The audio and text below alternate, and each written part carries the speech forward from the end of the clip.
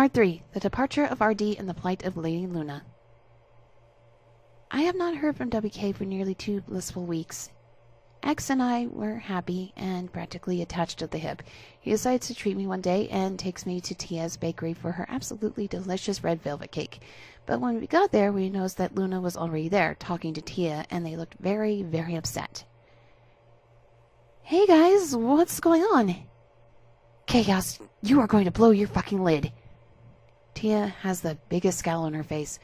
After your little stunt with Loverboy, guess who's been stalking my sister now? Oh shit, not JPEG.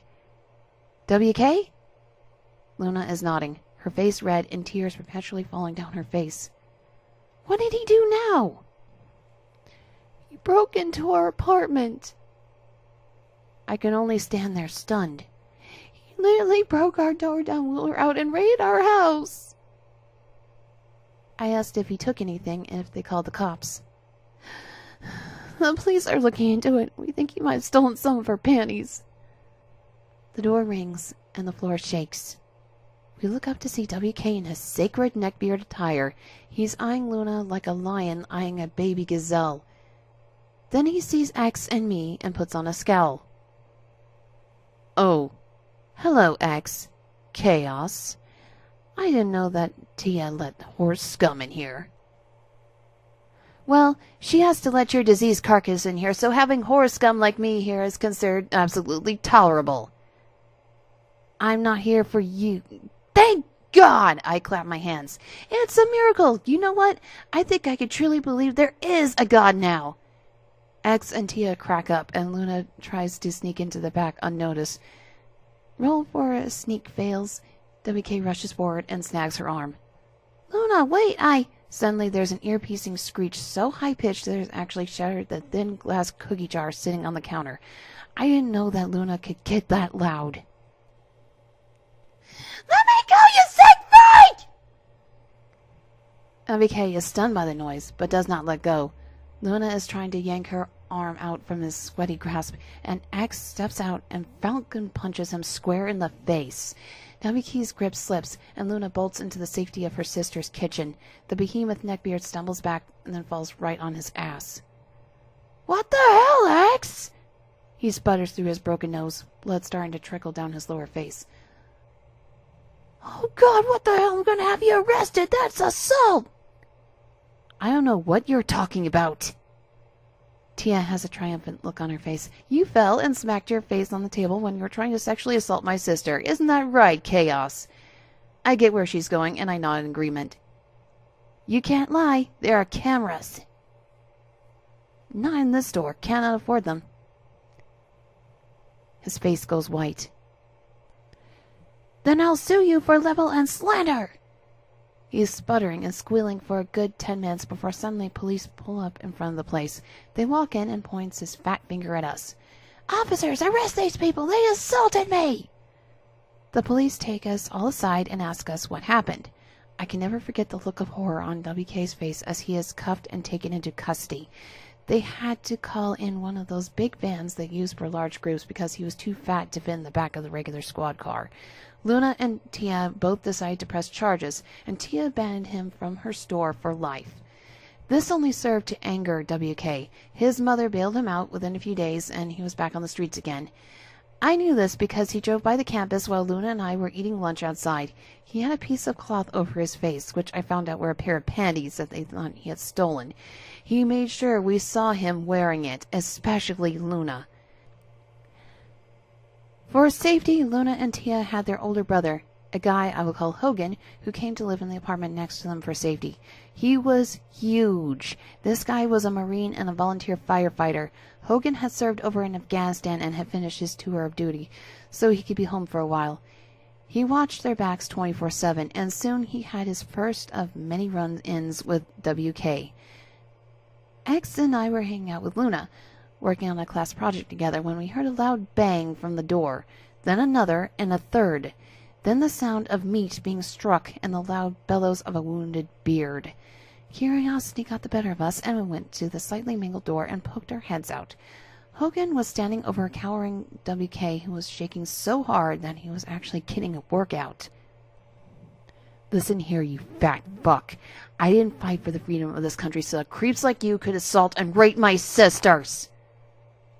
WK attempted to mutter an apology, but that just made Hogan madder. If I ever catch you even looking at them.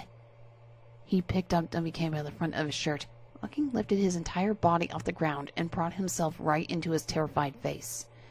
No one will find your body.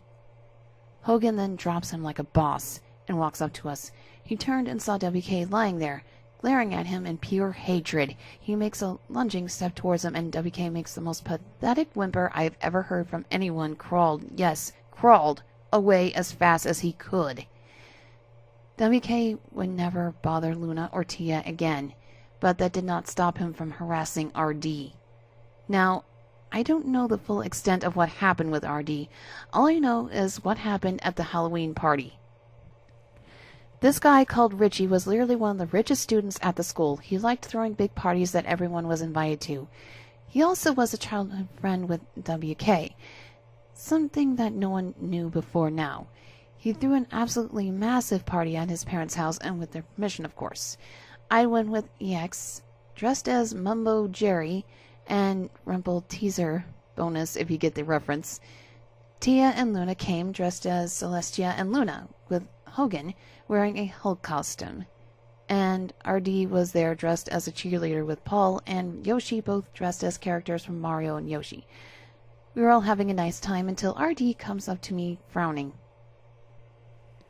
Hey, Chaos, I don't feel so good. I asked her if she wanted to go home and that I'd drive her, but she shook her head and said she needed to lay down for a bit. I tried to insist that I take her home, but again she refused, so we went to find Richie to ask if he had a quiet place for her to lay down for a bit. He showed us to a guest room. X was waiting for me, and RD practically pushed me out of the room, telling me she'd be fine and that she didn't want to ruin my fun. I decided I would come back and check on her in a few minutes. I tried to have fun, but I could not stop worrying about RD. I suspected that someone had drugged her drink or something, and after about 15 minutes I could not handle it and went to go check on her again. I quietly poked my head out into the slightly open door and screamed. WK was in there, pants down, jerking his micro dick while he fingered a now unconscious RD under her skirt. He jumped when I screamed and attempted to push out the door past me. I grabbed him by the cape of his fat man costume and yanked as I screamed for Hogan and anyone else to come and help me stop him. Hogan and two other guys just as big as him rushed up and pinned WK to the ground. Police were called and WK was hauled off again. RD was taken to the hospital and did manage to make a full recovery, but she felt so dirty for what he had done to her that she felt she had to leave the school and move home again. She assured me that she did not blame me, and I tried to take her home after all. I have not heard from her since. WK did not have any charges pressed against him, which infuriated me. They could not prove that he had been the one to drug her, and I had been the only witness. WK's dad, who was a lawyer, represented him and got him off with 1 month in jail and 2 years of house arrest, and he had to register as a sex offender. WK's dad was able to get him out of registering, though, only the grounds that he never done something like this before. When I brought up the boob grab incident, he smugly remarked that the school had dropped the charges. That fucker's smirk was like a challenge to me. Well, challenge fucking accepted, you slimy fuck. A month after this, X and I broke up.